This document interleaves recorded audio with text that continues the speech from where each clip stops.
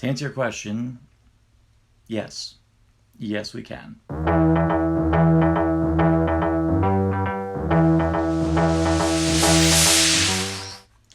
Can you hear me? Another collaboration with Chris Chibnall, and this time newcomer Charlene Jones. And I'm going to get this out of the way. This is another win for the season. I'm just going to save you guys a lot of time for some who don't want to watch me get really heavy and really emotional, because I'm going to. I'm going to start off with a lot of the more technical sides of the episode, particularly the story progression, the character interactions, and in general, just the whole concept of this episode. We're going to start with that, but then we're going to get into some pretty heavy stuff at the end of it, because that's the important meat of it that really defined why I truly love this episode. So far, this has been a season that's been keeping us earthbound, and I'm wondering why it's a deliberate choice on Chibnall's part, because we really haven't had a season that's kept us earthbound since the very first season. It's an odd choice, but I will say this. The scenery that they've been taking us to throughout a lot of the episodes have been visually interesting and have been different enough that I don't really mind it so much, because we're still seeing things that we never thought to see before. Another win that this has that's carried over from Praxeus, this is another one where all the companions really get some great time to shine. The overuse of this guy right here. Now, of course, there's been a lot of complaints about that, but the funny thing is we've had complaints about the Doctor overusing the sonic screwdriver constantly throughout the run of the show, particularly during the Russell T Davies era. Oh man, I can't tell you how many times I saw David Tennant going all over the place. And even Matt Smith had a problem with it. The one thing I will say I liked about the Capaldi era was that when he did use it, he used it very sparingly. The sonic screwdriver is to the Doctor like lightsabers are to Star Wars. It's just one of those staples that defines the Doctor's character. It's his tool. And even to the Doctor's credit, when she made this, she openly said that, yeah, I call it a screwdriver, but it does a lot of things. And for the most part, she's been using it to scan things, to unlock doors, and, hack into things and build things, that's what you do with a tool. I just tend to accept it. But simultaneously, I see your grievances, and I get it. I kind of do vie for the days when the Doctor did things hands-on. This is one where home is playing a very vital role for all the characters concerned, particularly and refreshingly with Ryan, Yaz, and Graham, and all of them are responding to this new threat that has loomed, a threat that is thriving on people's nightmares. And we're seeing it at different angles for all the characters concerned, which is absolutely a breath of fresh air, because in doing so, we get so much more depth into these characters, depth that I know a lot of people have been begging for. And it's been great. We're actually getting to see Ryan with a lot of his friends, and when we meet this friend, you come to the realization that this is a person who is having a really hard time coming out to see people. And one of the things that's obviously hurting him is the fact that his best friend, Ryan, has consistently not been there. And then meanwhile, you've also got Yaz, who we discover has had something happen to her 3 years prior that was a cornerstone in her life, and that she's obviously kept it to herself. The only person who ever knew about it was her sister. And the great thing about the episode is that they don't tell it to you right off the bat. It actually lets it build and culminates in an incredible moment at the end of the episode, which perfectly gives us so much more about Yaz, like way more about Yaz in one episode that we ever bargained for, and stuff that probably, if you go back and rewatch the series, might account for a lot. The funny thing about Graham is that we thought that his whole character arc was pretty well resolved by the end of season 11, particularly his grievances about Grace and his worries about his own health, given the fact that we discovered he's a cancer survivor. But now we find out that there's always that lingering fear in the back of his head that it could come back. Heck, if I remember correctly, Gilda Radner for a point was in remission. Unfortunately, due to a misdiagnosis, found out that no, it came back and ultimately took her from us. Just because he survived it once doesn't mean he can't endure it again. And there's a very fascinating moment at the very end of the episode between him and the Doctor.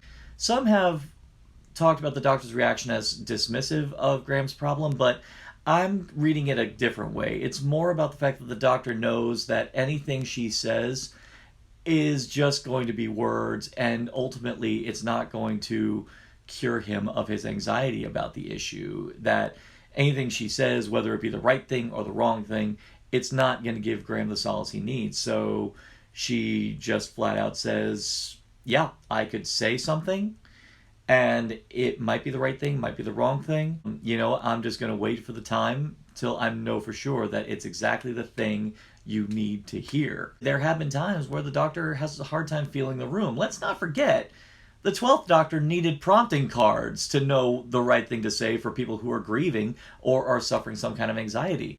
The Doctor is still fundamentally an alien, and every now and then still has these quirks which puts them at a distance between people of Earth or anyone around them.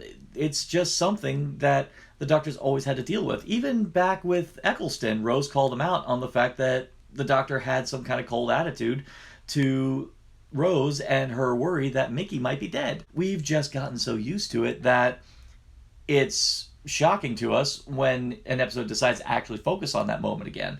So the moment still worked for me, and actually it's another moment that really helped define Jodie Whittaker's Doctor for me. I'll still stand by my Miss Frizzle metaphor. In a way, she's also kind of remind me a bit of Webby from the new DuckTales, in the sense that she's very excitable, but also very awkward, where a lot of times she'll say a lot of things all at once, and they may be relevant to the situation, but they may not be the right thing at the right time.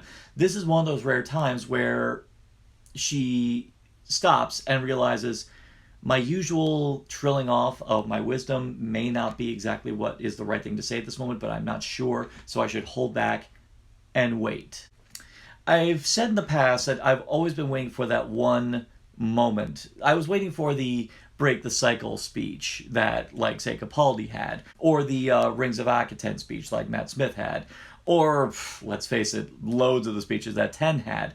I was waiting for that moment with Jodie, and this episode finally got it. And I'll bring it up again when we get to the heavier portions of this, but it was exactly the thing that I wanted to see from this Doctor, and talking about the right thing, which reminds me why, of all the superheroes I love, of all the hero characters in science fiction and just regular fiction, it's reminding me flat out why the Doctor is still, for me, the greatest hero in fiction. The villains are incredible in this episode. I would even say disgusting. I love being disgusted by villains, and I love being prompted to really want to have loathing for this villain, because it's so much more satisfying when they get theirs. Even more so, they did a great job setting up the stakes. I actually haven't had a moment with a villain like this since Buffy the Vampire Slayer season 5, when we found out that Glory was a god.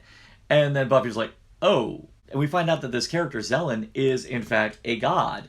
But not just a god, one that is so old that he's practically legend, even to the point where the Doctor doesn't believe that he exists.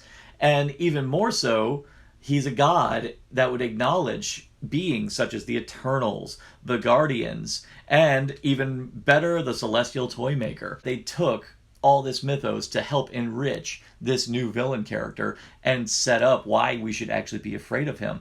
And even more so when you find out what his big plan is, and when you find out the truth about what he is and what his big goal is. They actually do so through a very visually striking info dump scene, very much akin, not visually but structurally, to the story of Three Brothers from Deathly Hallows. It's that same kind of idea where they make this little interlude on the side, but it's very elegantly done. It's very simple, it's very effective, and it puts us in the exact frame of mind that we need to be in order to understand these antagonist characters, and it works exceptionally well. Of course, another thing that helps as far as the visual execution of this character, the freaking fingers. Now, one thing that always gets me going is when you're seeing body parts doing things that they shouldn't. Whenever I see, fingers folding the wrong way, I'm like, I'm doing this. And I'm making that noise. Yes. Granted, seeing the fingers pop off, that doesn't affect me as much, but even then, just the fact that he does it with such ease, and pretty much grows new fingers to keep doing it. I'm like, stop doing it, you asshole! It's one of those great moments of body horror that I think they're fully aware gets audiences very uncomfortable. It was a really good visual concept that made the villain kind of stay in your head. Now, most of the time you think, what are those fingers going to do? It's going to inflict some kind of physical pain. But no, they actually are used to enhance and steal the nightmares that they themselves are causing in the minds of their victims. And I was like, oh, that's just sick. And just the fact that it's being done while you're asleep, that goes back to Nightmare on Elm Street fears, the fear of being vulnerable in the one place where you need to feel safe in your bed. And the fact that this episode did a really good job making you feel awkward about being asleep. And I was like, good, well on you. And even more so extended with some pretty haunting nightmare sequences, which definitely helped convey the threat level of the characters. Now, of course, a lot of problems with Doctor Who being in the hour-long format is, of course, sometimes the resolution may seem rushed. Now, I'm saying seem in this case because this one has a kind of sublime open-ended resolution. One that, even though, of course, as you'd expect, that the Doctor wins the day, outwits the bad guys, there's always this ever-present sense that the threat in question can never truly go away because the very thing that they thrive upon is ever present. And that was something I picked up on immediately. Now, to get into that, this is the point where I'm going to have to get into the heavy stuff. Now, the core theme of this episode, flat out, easily, is not just depression, but anxiety. The whole idea that not only are we doubting ourselves as human beings, but the idea that we always feel like there's something in the back of our brains constantly telling us that we are worthless, that we are a piece of shit, that we have absolutely nothing to offer the world. And unfortunately, that is a lingering feeling that always echoes in the back of your brain. And the unfortunate truth for a lot of people is that because they perceive it and because they're told to perceive it as weakness, they don't tell anybody about it. The title of this episode is not an accident. It's called Can You Hear Me? Because we all know that that's what we should be asking, our friends, our family, the people close to us. We need to reach out, but because we're always worried that we're burdening people, and because we are worried that, that people look at us as pathetic, because these little voices in the back of our head are telling us that you're, just garbage, you don't open up to people and you're always shutting yourself off from people. We got Tebow, Ryan's friend. When he first sees him, Ryan has to actually make an effort to get himself into the apartment. You find out that he's having a really hard time wanting to see anybody, and it's taking him a lot of effort to want to have Ryan come over so they can play video games, have chips, and maybe even get a pizza. And even when you see him with Ryan, you're seeing that he's having a hard time trying to engage and try to confess things to him. And it's only through Ryan's persistence is his friend able to open up to him. And that's a vital lesson here. And it's not just with him either. This is an episode where we find out that a long time ago, Yaz was feeling absolutely alone in the world to the point where she was about to run away from home. And it's only through the reaching out of a completely random stranger, a police officer no less, that Yaz finally earns the strength to get back on the horse. And it's a moment that has stayed with her all throughout. And now, when you realize that this vital moment was what molded her to become the person that we met back all the way in the beginning of season 11, the person who is wanting to become a cop, to go out there and make a difference for other people, and a person who, as we see in our very first scene, is really good with conflict resolution, and someone who has always been eager to go with the Doctor to do good. That's, I suppose, is why we've never really had to know much about her in many of the episodes, because we can always rely on her to be the stalwart person who's always out to do right, because that's what happened with her, because someone reached out all for the sake of making someone better and making them feel better about themselves. I can now see that that's what Yaz has always endeavored to do for everyone else around her, and it's extraordinary. And then with Graham, again, revisiting his fears about his cancer coming back, but it comes back in the worst way because he has a nightmare about Grace and the fact that his cancer could not only come back, but come back with a vengeance to the point where he doesn't have much time. But the fact that he thinks he has to make amends because there's a part in his brain saying, I could have saved Grace, when in reality there really was nothing he could do. And he knows that deep down, but at the same time he's got this doubt in his head that he could have done something. And that's something that is going to stay with him. And that's something that really permeates throughout the entire episode, is that it's exceptionally good at reassuring us that, yes, it is that anxiety and depression and that evil little bastard voice in the back of your head is always going to be there. But what you need to do is not be afraid to reach out to people, and not just to your friends or your family, but to seek help, to even find people who this is their job, that this is what they do specifically for this altruistic reason, to help people heal and help them understand their feelings a lot better, enabling them to translate their feelings in ways that make it easier for them to move forward. It's important, and this episode is all about people finding the strength in order to move forward and press on. And nowhere is this encapsulated more than the woman that the Doctor meets in Aleppo, who she herself seems to be trapped by her fears, and ultimately wins the day because she learns how to not just face them, but to control them and find a way to use them as a sort of weapon. And it's actually kind of extraordinary when it gets to that moment when she's able to use them. And all this paired with the Doctor's speech that she says in retaliation with Zelen. Zelen is insisting that mankind is pathetic and weak because they have these feelings in their head, and because they're ever present, that must mean that humanity is just this race of writhing, cowering worms because they're always doubting themselves. And the Doctor says, no, they are not weak because they have learned to live with this. And they've learned to be able to press on and move forward, even though they always have this on their back. And I'm in Metaphor City with this review, but in a roundabout way, it's a lot like Frodo carrying the ring with him all the way through. It's the fact that as he got up to Mordor, he was starting to succumb to the rage and the anger and the woe.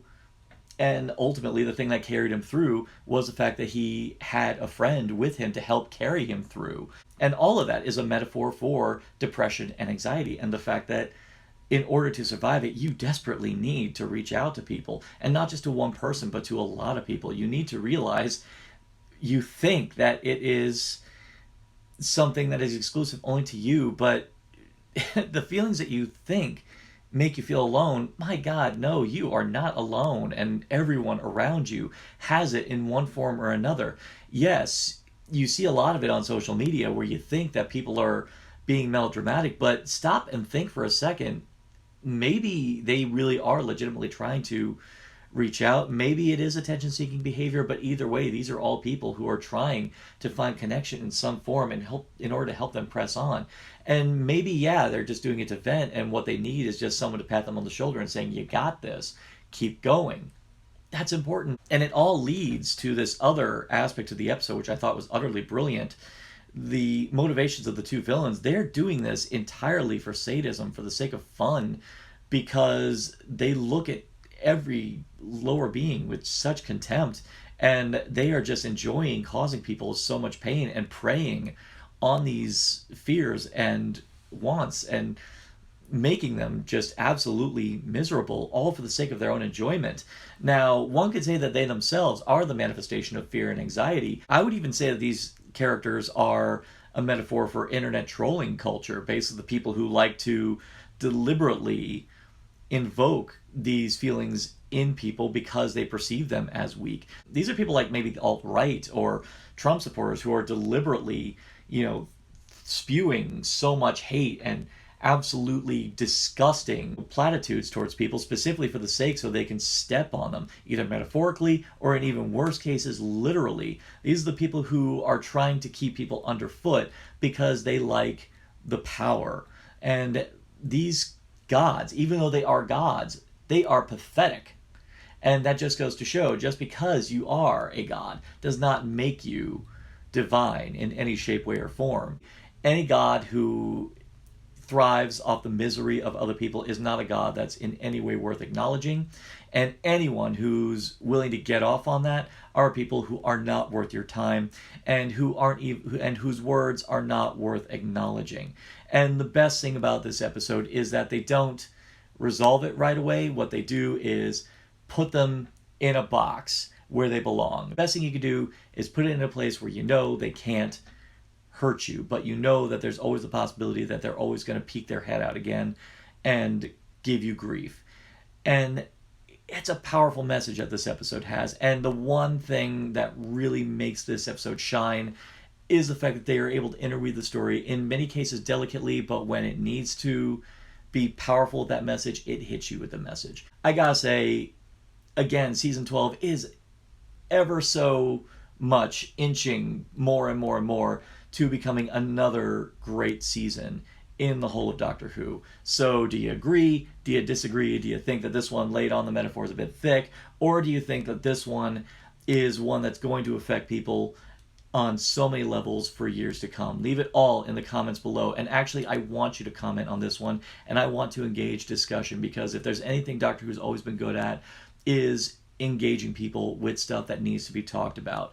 And take this opportunity in the comment section, and even whatever post I do on any social media, take the time to talk about it, because that's what this episode wants you to do, is to open up with people and start talking about it and be considerate. That's the most important thing. So like, share, subscribe, click. Thou shalt be served.